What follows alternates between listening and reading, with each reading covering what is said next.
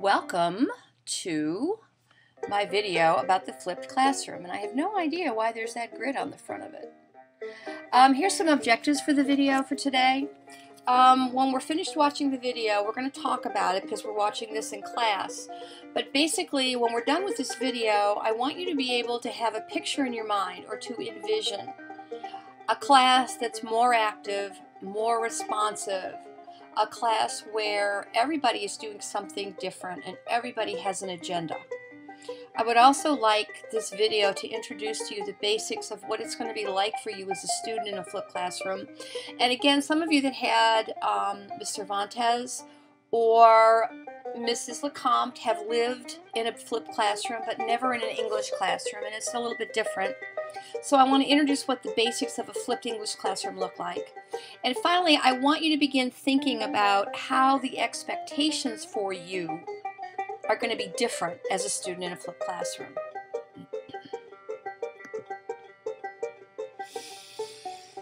Part of the reason I flipped my classroom is because, at least in my teacher mind, homework equaled frustration. I wish I could get away from homework, but there isn't any way around it because there aren't enough hours in the day.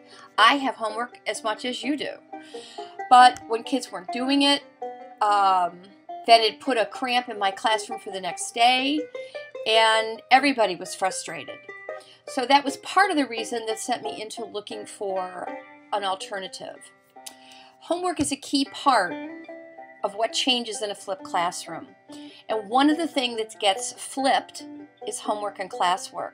So instead of you sitting in my class for 40 minutes, and I always try for 30, but I have a big mouth and I love what I do, I'm passionate about English, it always goes to 40, I know it does. You sit there bored, either you're writing frantically and I'm going too quickly, or you're able to keep up and the pace is just right, or you're writing more quickly than everybody else and you're bored to tears and waiting for me to move on. Instead of that whole scenario of lecture and the note-taking game, you watch my lecture on a video at home. You can watch it on your smartphone. You can watch it on your desktop. You can watch it on a laptop. You can watch it on an iPad or any mobile device. It's saved to YouTube. I'm going to play around with putting my videos on iTunes after we get into the school year, but now everything is saved to YouTube. So this means you can go home and you can watch my lectures in your underwear or in your pajamas or out on your deck, on the back of the bus if you have a long bus ride. This means you can stop the lecture when you need to hear something again or when you need to catch up with your note-taking. You can rewind it if you want to hear something. If you realize something isn't clear or you want to make sure you got it, you can rewind it. You can work through all of the material at your own pace. This is important. You've got nobody yelling at you to hurry up. And when you get ready to study for a test, you can go back and rewatch the original video. It doesn't ever go away, and every video has a script on it, so you can follow along. So, your homework, instead of practicing what we did in class, your homework becomes watching the video, making sure that you're clear about the content, you're responsible for that, taking notes on the video in your right-hand page of your ISN, and then writing that brief summary and any questions you still have about what you watched. That's where the WSQ comes from. Watching, summarizing, questions. So this means you're responsible for your own learning. This means that you're responsible for watching the video.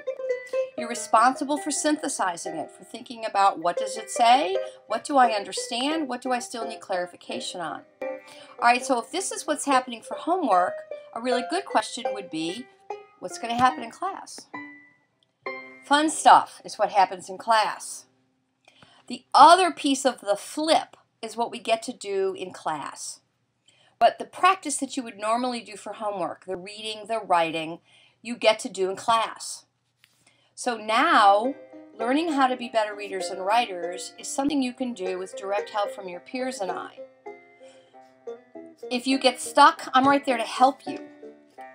The school system pays me to help you learn to be better readers and writers, because I'm a very good reader and writer. They don't pay your parents to help you. And by flipping the classroom, this puts it back where I can actually reach out and do that for you. So class time is now spent actively doing something, not taking notes. So class time is spent reading or writing or discussing. Class time can be spent working by yourself, working one-on-one with me, working with a partner, working with a small group, or we can work as a whole class. So the whole thing switches. Instead of a classroom of kids sitting there quietly listening and taking notes, a classroom becomes a room of active learners.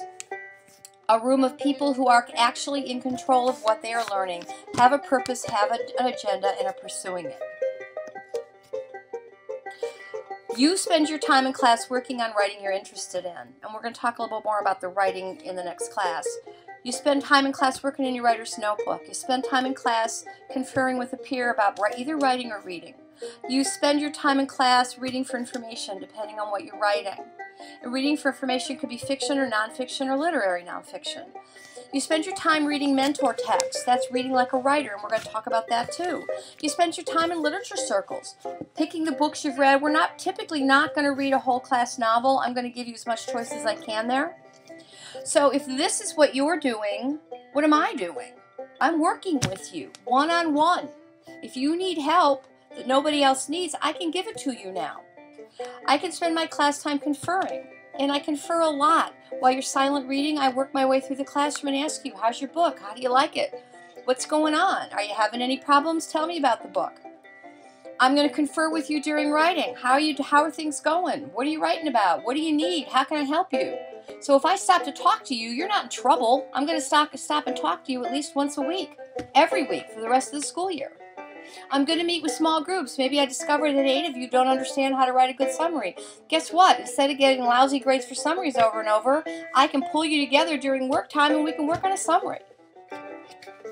We're going to work, I can get to sit in with you on literature circles. These are all my favorite things. This is why I went in to be a teacher, not to stand and lecture for 40 minutes.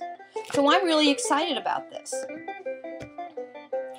I chose to flip our classroom for important reasons, and if you haven't noticed it, one of the things that I'm always going to provide you with is why we're doing something. I don't expect you to obey because I said so.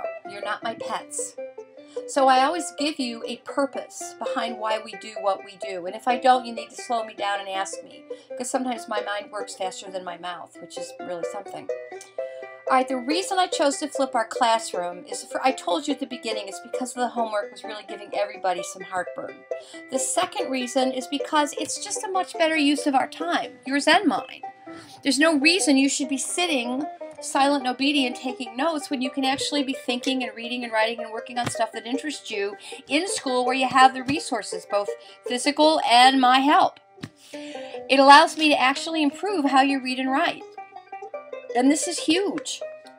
If you're doing the biggest bulk of your reading and your writing in your room with me, I'm at the point where I can actually help you, work you past the bumps. I can guarantee now that you'll be better readers and writers in June than you are now.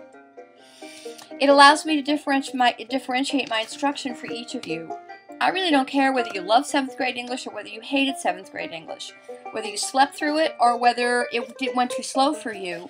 A flipped classroom allows me, A, to get to know you as a student and where you are in the writing and the reading process. Begin where you are and move you forward, rather than assuming everyone is at the same point. Remind me in class after the video to talk to you about assumptions. But it allows me to truly differentiate for you. It changes you, too. It changes you from a passive learner to an active learner.